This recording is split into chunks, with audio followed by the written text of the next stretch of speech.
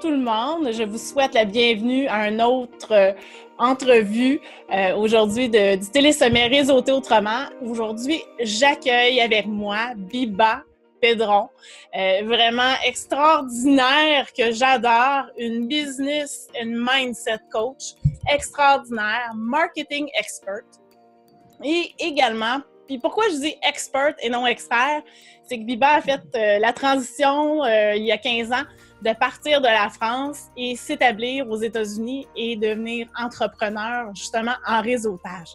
Bonjour Biba, comment vas-tu? Bonjour Béni. Très bien, merci. Bonjour à tout le monde qui nous regarde. Bien, j'aimerais premièrement commencer que tu me décrives un peu ce que tu fais. Alors, je suis donc business et mindset coach. J'ai commencé mon activité dans l'entrepreneuriat en 1998 en quittant mon job un vendredi soir pour lancer un business le lundi matin, sans vraiment savoir ce que je voulais faire, mais en étant convaincue que comme j'avais un rêve qui était de partir vivre aux États-Unis, de me dire un jour, mon business, je vais pouvoir le transporter aux États-Unis. Et donc, la seule chose que je savais, c'est que je voulais démarrer un business que je pourrais gérer de n'importe où avec un téléphone, un ordinateur, une connexion Internet. C'était la seule chose que je savais. Voilà. Et de ce fait-là, j'ai commencé en France en tant que télésecrétaire, parce que c'était une activité qu'on pouvait démarrer facilement sans investissement nécessaire, qui 6 mois plus tard, avec la demande, s'est transformée en télémarketing. Et quand quelques années plus tard, je suis arrivée aux États-Unis pour m'y installer, la seule chose, c'est que je parlais tellement peu anglais que le télémarketing, ça n'était pas possible. Et que, en fait, pendant que j'ai appris en fait à faire du business à l'américaine. Donc en fait, en lisant beaucoup de livres sur le marketing, sur les business plans et tout ça, c'est là aussi, donc là je parle, on était en 2001, c'est là que j'ai commencé à voir dans tous les livres marketing américains le mot networking, donc réseautage pour nos amis canadiens, et que je ne comprenais pas ce que ça voulait dire parce qu'à l'époque ça n'existait pas encore en France. Mais je voyais que ça revenait systématiquement dans tous les livres. Donc, je me suis renseignée un petit peu pour comprendre ce que c'était. Et c'est comme ça que j'ai découvert, je suis allée à mon tout premier networking où, en fait, je suis arrivée dans le bar, il y avait 150 personnes, c'était très bruyant et à l'époque, je parlais peu anglais. J'ai pris mon badge, j'ai fait le tour du bar et je suis partie en courant.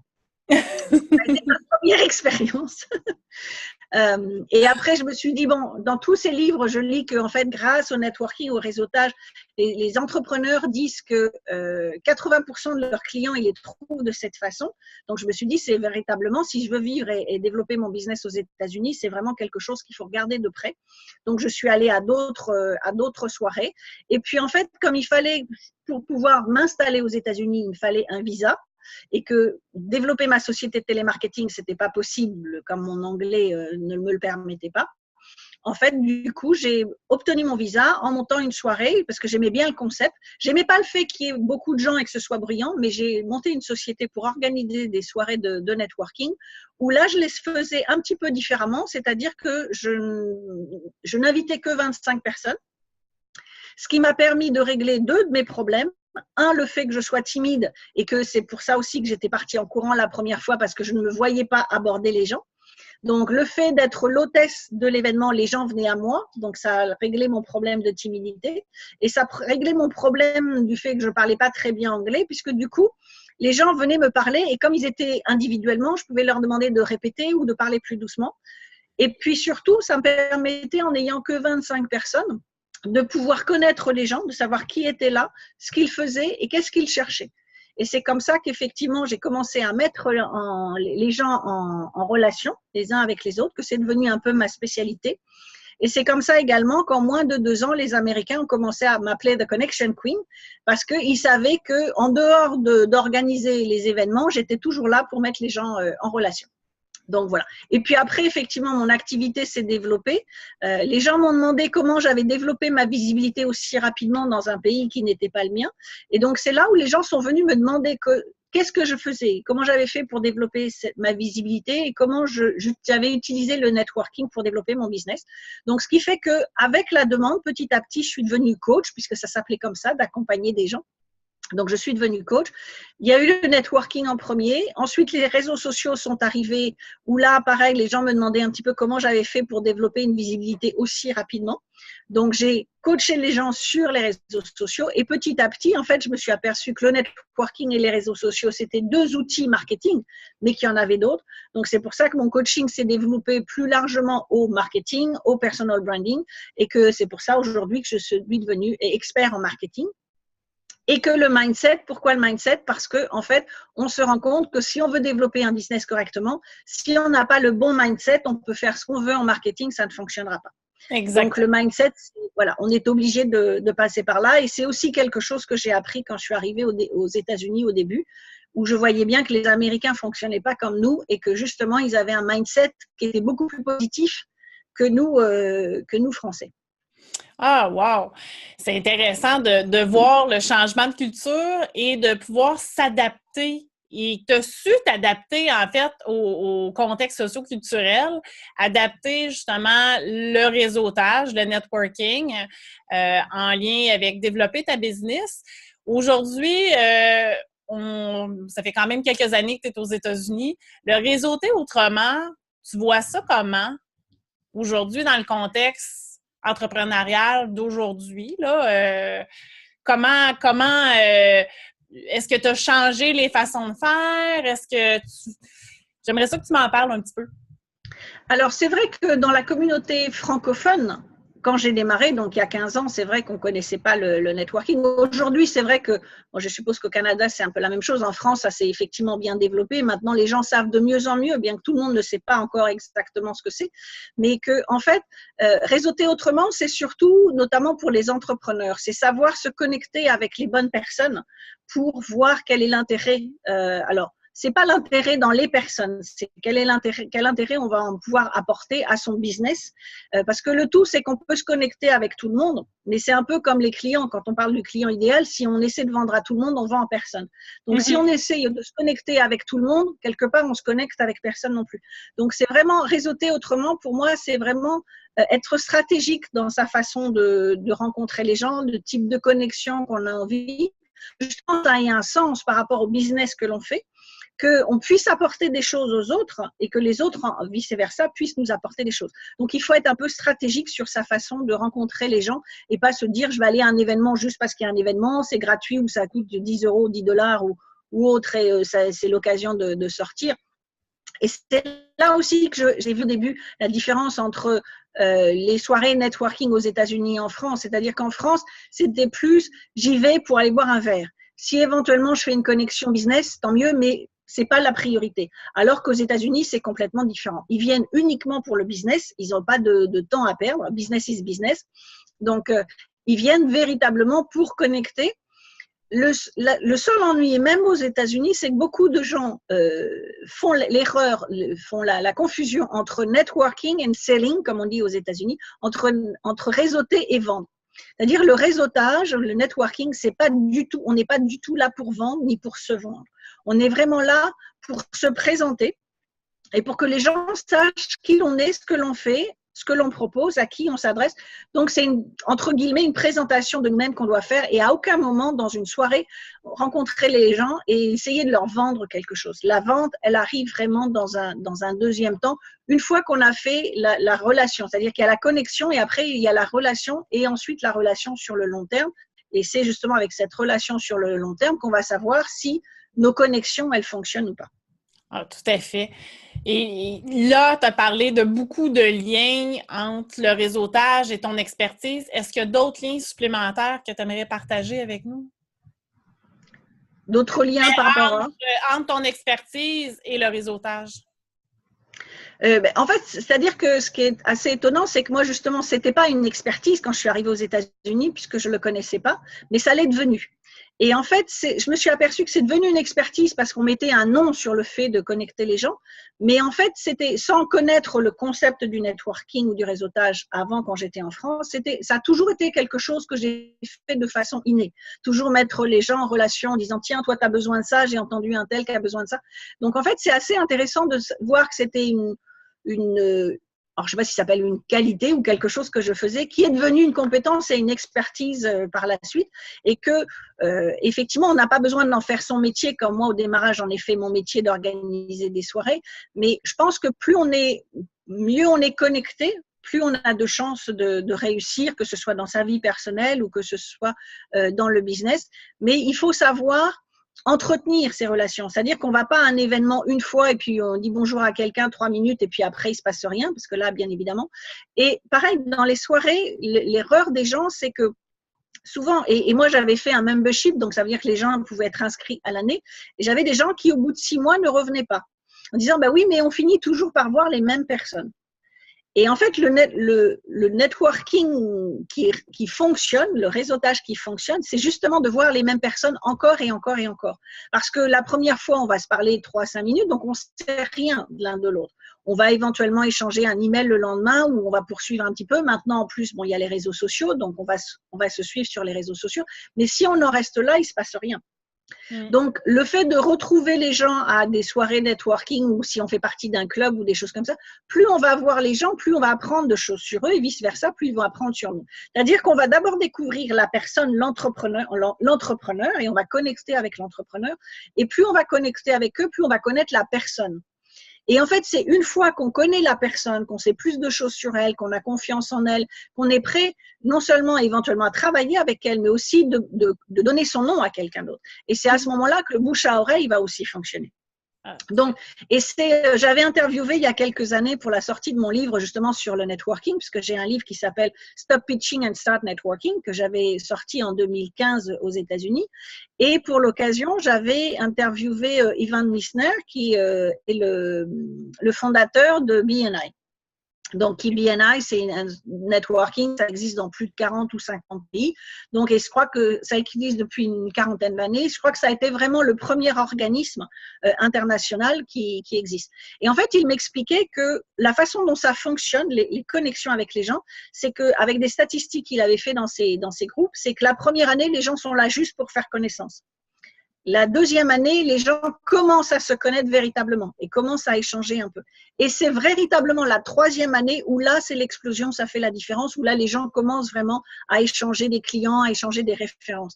Il dit, le problème, c'est que la majorité des gens ne restent pas 3 ans. Ils restent moins que ça. Et je lui avais dit que j'avais eu la même chose avec mes groupes à moi, c'est que des fois, les gens, au bout de 6 mois, disent, non, je vois toujours les mêmes personnes. Mais c'est justement parce qu'on voit toujours les mêmes personnes et qu'on apprend de mieux en mieux à connaître ces gens-là, que bien évidemment, à un moment donné, ça devient plus facile, soit de travailler avec eux, c'est-à-dire utiliser leurs services et devenir leurs clients si on a besoin, ou alors que ce soit on les réfère à d'autres ou eux-mêmes nous réfèrent à d'autres personnes. Parce que si les gens ne nous connaissent pas, ça va être difficile pour eux de nous référer.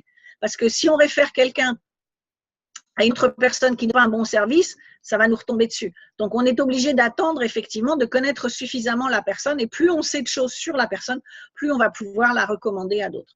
Ah, effectivement. Puis pour moi, d'être capable de recommander justement quelqu'un parce qu'on la connaît, on connaît son service et on est en confiance parce que souvent, on ne veut pas, si on réfère quelqu'un parce qu'on connaît la personne à qui, pas, mais en fait, on veut donner une bonne référence. Si la référence n'est pas adéquate, bien, ça a un impact sur notre image. Absolument. Donc, de bâtir cette relation-là, non après 1 an, 2 ans et 3 ans, où on connaît vraiment bien la personne, on connaît son mindset, on connaît ses compétences, on connaît peut-être ses limites aussi, de savoir, moi, peut-être qu'avec ton besoin, je te référais telle personne versus telle personne pour X, Y raison, mais c'est du long terme. C'est bâtir ces relations, ces connexions, mais vraiment à long terme. Donc, le réseautage, c'est pas instantané. C'est comme l'amitié, en fait. L'amitié, ça se fait pas. Alors, c'est vrai que l'amitié entre la France et les États-Unis, c'est différent. Les Américains, ils se rencontrent en 5 minutes, ils sont amis. Donc, c'est un peu différent. Mais là, si on parle de l'amitié, comme on l'entend, nous, en tant que francophones, avant qu'on devienne amis avec quelqu'un ou qu'on l'invite chez soi, on va rencontrer la personne plusieurs fois. C'est pas la première fois, tu viens, t'es mon pote et tu viens manger à la maison. Par contre, une fois qu'on est amis, c'est une connexion qui est très, très forte. Tout à fait. Un concept qui est différent effectivement aux États-Unis, mais donc le networking c'est pareil, c'est qu'il faut connaître les gens suffisamment, les voir un certain nombre de fois pour être entre guillemets amis ou partenaires business et véritablement connaître les gens et pouvoir les recommander à d'autres. Il y a beaucoup de gens qui disent effectivement aux États-Unis que le networking c'est comme le dating, c'est-à-dire que voilà, on n'est pas censé faire un first date and kiss the first date. Mais c'est exactement la même chose dans le networking. On va échanger un certain nombre de fois avec les gens et puis une fois qu'on les connaît bien, voilà, on peut les demander en mariage, on peut faire un bébé, on peut faire ce qu'on veut, mais parce qu'on a passé une certaine étape et c'est la même chose avec le networking. Puis, j'aimerais qu'on aborde le côté philanthrope parce que tu m'as parlé aussi que tu redonnais de façon innée, de mettre les gens en connexion, mais ça, pour moi, c'est de la philanthropie. Tu le faisais sans attente, de bon cœur et juste pour aider les gens. En quoi c'est si important d'être philanthrope en réseautage dans un contexte qui parce qu'on s'entend que tu as un accès mondial, la France, les États-Unis, le Canada. En quoi c'est si important d'être philanthrope dans un contexte local ou mondial? On dit moi j'ai toujours dit dans mes formations qu'il faut savoir donner sans rien attendre en retour. C'est le concept premier du networking ou du réseautage. Et tout simplement parce que en fait, le but, et c'est là aussi où beaucoup de gens ont de problèmes avec le résultat, c'est qu'ils donnent à quelqu'un et ils s'attendent à ce que la personne nous donne quelque chose en retour ou d'avoir un retour immédiat. Et en fait, le retour, il n'est pas toujours immédiat, il n'est pas nécessairement à qui on va rendre service. Par exemple, quand moi j'ai commencé, alors je connaissais pas du tout comment ça se passait, mais les premiers événements que j'organisais, les gens me disaient « Ah, c'est super, on va prendre un café, on se revoit, on prend un café, let's keep in touch ». Ok, donc pendant 6 mois, effectivement, donc à chaque fois quelqu'un me dit on va aller prendre un café, j'allais prendre un café.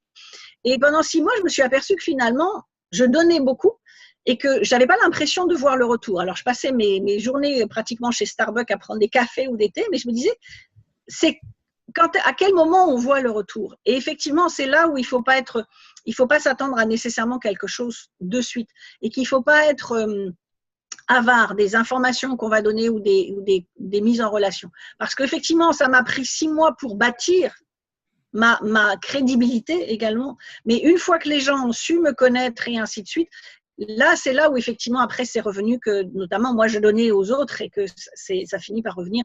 Donc, c'est vraiment important de considérer cet échange comme je donne quelque chose, mais je n'attends rien en retour. Et c'est justement ce qui paraît assez contradictoire, c'est parce qu'on n'attend rien qu'il va se passer beaucoup de choses. Parce qu'à un moment donné, on va être connu et reconnu comme quelqu'un qui donne beaucoup et qui est toujours là pour aider. Et c'est pour ça que j'ai fait moi rapidement la différence dans mes soirées, c'est que les autres souvent organisaient les soirées, donc ça se passait, les gens étaient là, mais il se passait rien en dehors de ça. Alors que moi, j'étais toujours en train d'appeler, ah tiens, telle personne a besoin de ça, tiens, je pense que je peux te mettre en relation avec telle et telle personne. Donc, c'est vrai que ça prend du temps, mais que si on le fait généreusement, à un moment donné, ça va toujours finir par nous revenir et que des fois, ça nous revient d'une façon dans laquelle on ne s'attendait pas ou ça nous revient par quelqu'un où on ne s'attendait pas du tout, par quelqu'un qu'on ne connaissait pas, mais quelqu'un d'autre nous a référé et en disant, des fois, j'ai eu des gens qui m'ont appelé au bout d'un moment en disant, ça fait déjà 5-6 personnes qui me parlent de toi. Donc, à un moment donné, je veux te rencontrer parce que tout le monde dit des choses, que tu connectes les gens, que tu nous aides et ainsi de suite. Donc, les gens sont venus et c'est là où, à ce moment-là aussi, les gens ont donné. Donc, le côté philanthrope, ce côté, il faut savoir donner sans rien attendre en retour, c'est vraiment important. C'est vraiment le concept numéro 1 du networking si on veut que ça fonctionne. Si on est là pour se dire, je vais à une soirée où je rencontre quelqu'un, il faut absolument que je lui vende mon produit dans les 5 minutes de notre conversation, ou il faut que je le relance 50 fois derrière pour lui vendre quelque chose, ça, malheureusement, ça ne va pas fonctionner. Et je dirais que malheureusement, il y a probablement plus de la moitié des gens qui font du networking qui fonctionnent encore comme ça, mais même aux États-Unis. On pourrait penser que c'est eux qui sont à l'initiative, donc ils le maîtrisent mieux, mais il y a encore plein de gens, je vais des soirées des fois où les gens me disent, voilà, je m'appelle un tel, je fais ça, est-ce que tu veux pas acheter mon produit? Ou les gens de ta liste, comme tu es bien connecté, les gens de ta liste pourraient acheter mon produit. Ça fonctionne pas, ça c'est plutôt un genre turn-off, c'est-à-dire que ce genre de personnes, on n'a pas envie de les voir et on n'a surtout pas envie de les aider. Ah, effectivement, ça n'a pas une bonne connexion, c'est pas une bonne approche. Effectivement, puis le côté philanthrope, de réseauter comme tu le mentionnes, c'est vraiment une clé de réussite. Est-ce que tu en as d'autres que tu aimerais partager, d'autres clés de réussite en réseautage? Alors, l'autre clé, c'est que d'une part, on rencontre les gens. Pardon. Ça, c'est une chose. Mais après, qu'est-ce qu'on fait après? Parce que beaucoup de gens, c'est, voilà, j'ai rencontré des gens, je suis allée à une soirée, j'ai changé les cartes de visite, je reviens à la maison et je mets les cartes de visite sur le bureau ou dans un placard et ça s'arrête là. Donc, si on veut vraiment réussir son réseautage, c'est qu'il faut avoir un suivi avec les gens. Et c'est pas juste un suivi, j'envoie un email dans les 24 ou 48 heures, mais c'est comment on fait le suivi à long terme. Alors, c'est vrai que quand je faisais de la formation networking, je disais que l'idéal, c'était justement d'envoyer un email dans les 24 ou 48 heures pour remercier les gens, parce qu'à l'époque, les réseaux sociaux n'existaient pas. Bon, aujourd'hui, avec les réseaux sociaux, c'est encore plus simple. Donc, ça ne veut pas dire qu'on n'envoie pas d'email, mais on va se connecter sur Facebook, sur LinkedIn ou autre. Donc, ça permet de voir un petit peu ce que font les gens. Mais il faut avoir une stratégie pour savoir comment on fait sur le long terme avec ces gens-là. C'est-à-dire, est-ce que, à l'époque, dans ma formation, je donnais 7 étapes pour savoir connecter correctement, pour que c'est pas simplement dans les 3 semaines ou dans les 3 mois il se passe quelque chose, mais qu'est-ce qui peut se passer dans 1 an, dans 3 ans, comment on reste en relation avec les gens, même si éventuellement on les revoit pas. Il y a plein de façons de rester en contact avec les gens, même si on ne doit pas les revoir en présentiel, mais qu'est-ce qu'on va mettre en place à un certain moment pour soit relancer ces personnes, soit pour savoir ce qui se fait, ce qu'ils font. Donc là, avec les réseaux sociaux, c'est plus simple, effectivement, parce que obligatoirement, on les voit via les réseaux sociaux, on voit ce qu'ils font, on voit leur actualité. Donc, c'est plus simple de mettre un commentaire ou de dire, tiens, telle personne, comme là, l'autre jour, j'ai vu quelqu'un, ça faisait très longtemps que je l'avais pas, c'était un de mes clients, très longtemps que je l'avais même pas vu sur Facebook. Et d'un seul coup, j'ai vu qu'il mettait quelque chose. Je me suis dit, tiens, c'est l'occasion de lui envoyer un message privé pour garder la connexion. Donc, c'est plus facile avec les réseaux sociaux. Mais il ne faut pas se limiter à ça. C'est-à-dire que quels sont les moyens que je peux avoir pour rester en contact avec les gens? Ça peut être leur envoyer un email une fois de temps en temps. Et là, je ne parle pas de l'email qu'on envoie dans nos listes. C'est un email personnalisé par rapport à une actualité, par rapport à quelque chose où effectivement on les a vus sur les réseaux sociaux, on leur envoie un email. C'est est-ce qu'à un moment donné, est-ce que ça vaut le coup de téléphoner à cette personne, peut-être pour prendre rendez-vous, pour un échange téléphonique ou un échange sur Skype ou sur Zoom?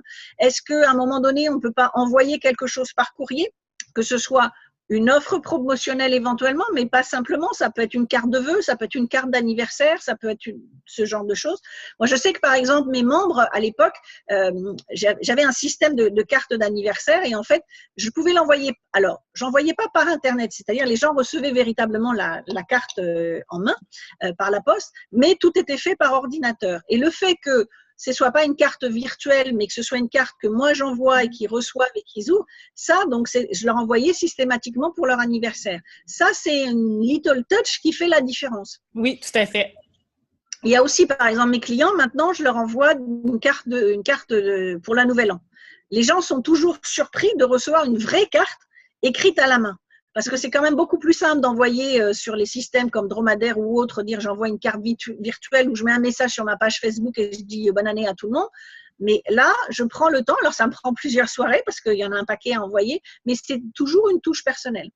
Et comme je dis à mes clients, on peut l'envoyer pour les vœux, mais on peut aussi l'envoyer pour leur dire c'est le printemps. On n'a pas besoin d'attendre une époque spécifique pour avoir un geste. Donc, le fait d'envoyer quelque chose par courrier aux gens, c'est aussi peu de gens le font. Donc, c'est aussi une façon de se démarquer et de cultiver sa connexion et sa relation avec les gens. Tout à fait. Puis moi, des médias sociaux, un peu comme dans le sens que tu mentionnais, je vais me servir de ce que mes clients vont ou des gens que j'ai en contact dans mon réseau. Ça peut être un client ou pas un client. Puis je vais voir un post qu'ils ont mis. Des fois, c'est pas toujours Jojo. Des fois, c'est Jojo. Des fois, ça ne l'est pas.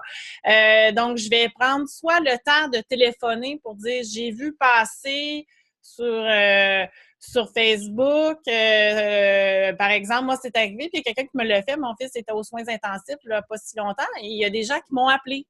On a vu passer sur Facebook, tu l'as mentionné, ça va, oui. Donc, c'est des petits gestes comme ça qui créent la connexion.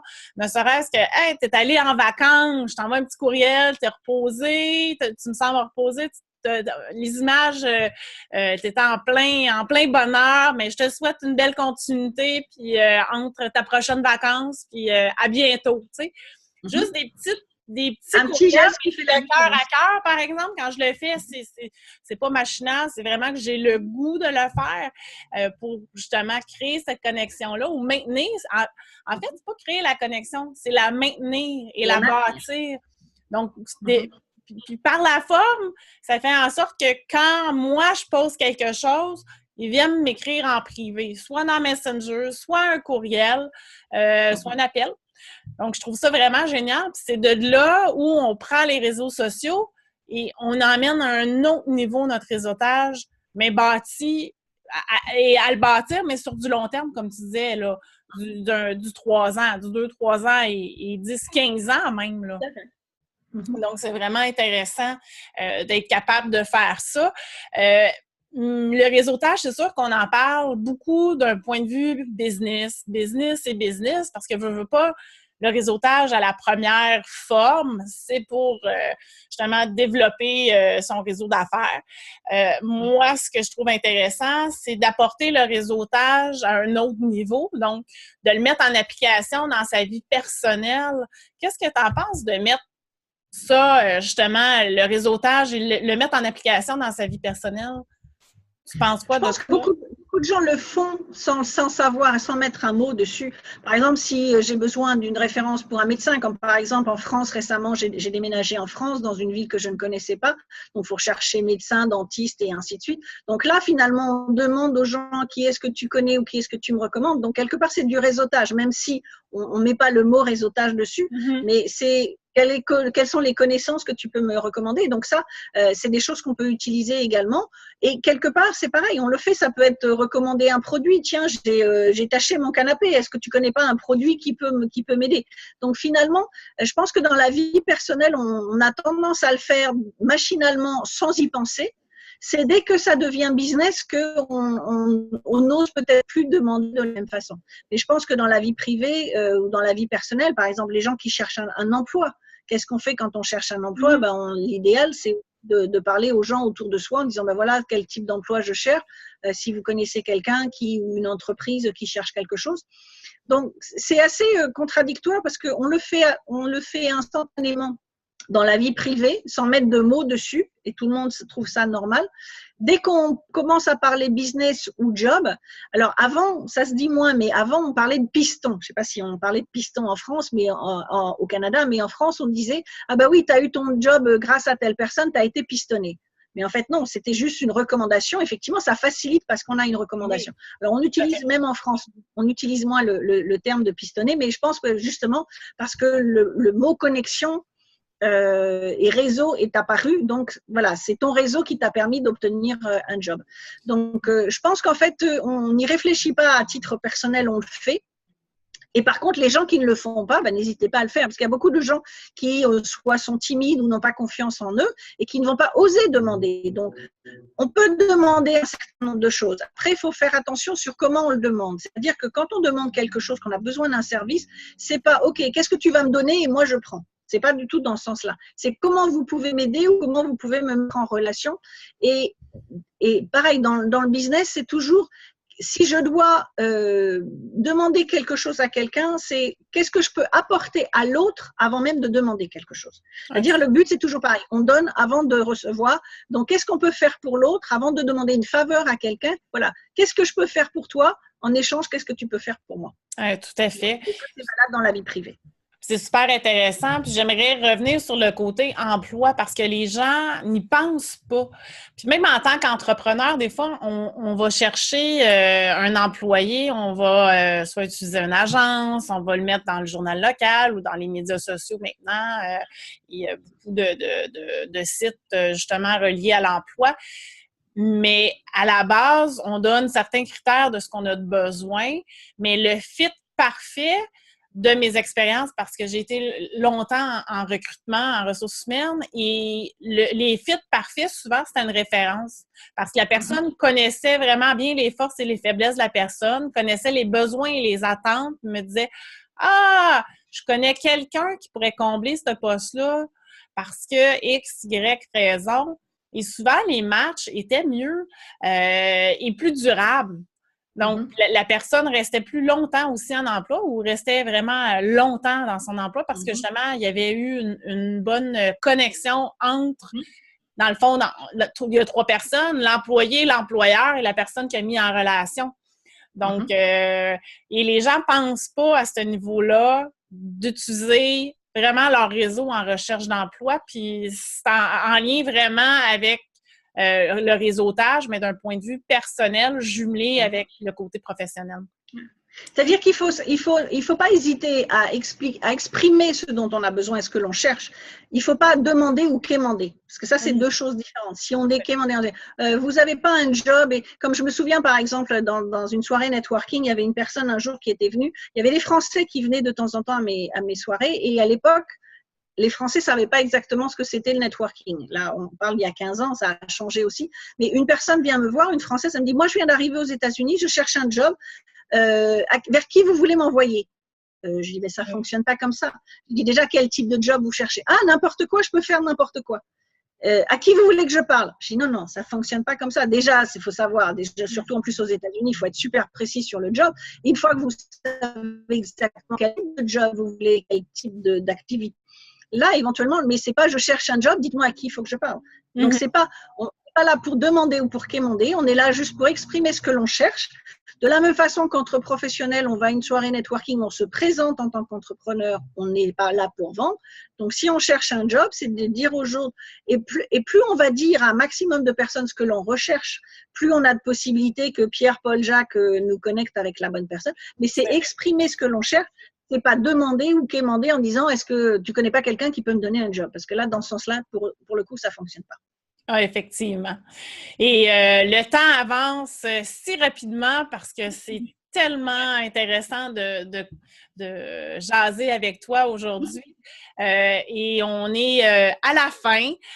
Donc, pour terminer et bien certainement conclure avec toi, est-ce que tu as 1 ou 2 conseils sur le réseautage que tu aimerais partager avec les gens? Ça va résumer un petit peu ce que j'ai dit parce que la première chose, c'est d'aller vers les bonnes connexions. Donc, savoir quel type de connexion on a besoin, que ce soit pour sa vie personnelle ou pour sa vie professionnelle. Savoir quel type de connexion. Le but, c'est pas d'essayer de rencontrer tout le monde. Et puis, la deuxième chose, c'est surtout ce qu'on disait tout à l'heure, c'est le suivi. Comment on fait le maintien? Parce qu'on peut rencontrer des milliers et des milliers de personnes. Si on les rencontre une fois et que ça s'arrête là, ça va pas aider beaucoup. Donc, voir dans quelle mesure. On va pas rester en relation avec tout le monde parce que ça n'est pas possible, parce qu'on peut pas connecter correctement avec les gens. Mais les gens avec qui on sent il y a des synergies, qu'est-ce qu'on va faire pour pour maintenir en fait la relation sur le long terme dans la mesure du possible. Et ça, c'est ça qui va faire qu'on va avoir un réseau qui va fonctionner ou pas. Excellent. Et tu as quelque chose à offrir à nos gens, un beau cadeau. J'aimerais ça que tu m'en parles. Donc, c'est un e-book qui s'appelle Plus de clients maintenant parce que donc je coach des entrepreneurs et des solo-entrepreneurs et je me suis aperçue que beaucoup de gens, quand ils démarrent un business, ils cherchent toujours à faire des choses. Ils sont toujours en train de monter des formations, de faire des choses. Donc, ils passent des mois et des mois à créer quelque chose et pendant ces mois-là, mais ils ne gagnent pas d'argent. Et le but d'être entrepreneur, c'est aussi d'avoir un business à profit. Donc, on est là pour gagner de l'argent. Donc, quand je dis plus de clients maintenant, c'est que effectivement, j'enseigne aux gens, arrêtez de penser à 3 mois, 6 mois, 1 an, ce que vous allez pouvoir gagner, comment vous pouvez décrocher des clients maintenant. Donc, c'est ces choses-là, effectivement, que je présente dans l'e-book et que grâce à cet e-book-là, après, ça leur permet d'en savoir un peu plus aussi sur les différents programmes que je peux proposer et comment je peux les aider à avoir des clients maintenant. Et avoir un business à profit. Excellent. J'adore. Je vais le lire avec attention et je vais le partager aussi parce que dans mon réseau, j'ai beaucoup d'entrepreneurs et de solopreneurs. Donc, c'est intéressant de pouvoir partager ce beau savoir-là. Je te remercie beaucoup, Biba, pour ton temps aujourd'hui. Merci encore de m'avoir invité. Et puis, on peut conclure en disant qu'effectivement, c'est aussi le réseau qui nous a permis d'être en relation. Parce que s'il n'y avait pas le réseau, on va remercier Olivier en même temps. S'il n'y avait pas eu le réseau, je ne serais pas là aujourd'hui, on ne serait pas ensemble. Et là, on démarre entre nous, on démarre une belle relation également. Donc, le réseau, c'est ça aussi. Oui, exactement. Une connexion d'une personne avec qui tu étais connecté, avec qui j'étais connectée, et il nous a mis en relation ensemble pour justement pouvoir partager ce moment-là et plein d'autres moments à venir également. Parfait. Donc, je remercie tout le monde de nous avoir écoutés aujourd'hui. Je vous souhaite une formidable journée. Et puis, surveillez votre boîte courriel demain matin pour la suite des entrevues. Au plaisir. Penny Lamar, la connecteur.